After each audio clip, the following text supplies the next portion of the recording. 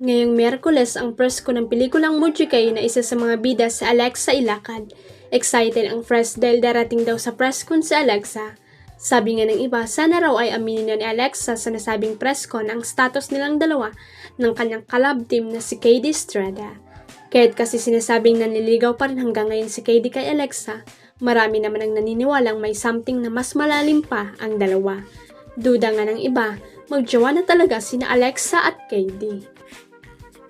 Wish ka ng fans ni na Alexa at KD sana raw ay umami na sila kung magjowa na nga raw ba talaga sila.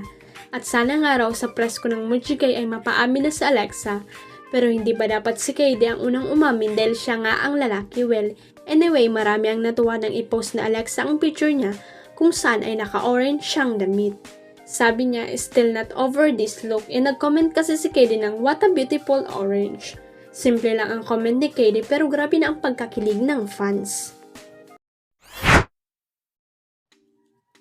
Bongga ang mag-asawang Marian Rivera at Dingdong Dantes nang maimbitan sila sa Vogue 60 events sa Italy.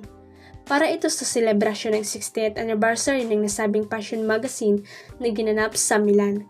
Classy at elegant ang kapuso primetime queen at king sa kanilang all-black outfit.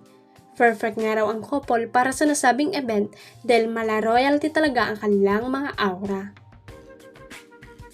Comment ng ilang netizen glowing and radiating in black.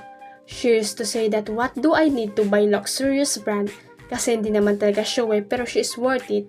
Bagay sa kanya lahat ng luxury brand. She can make any outfit look good as in. I'll hail king and queen.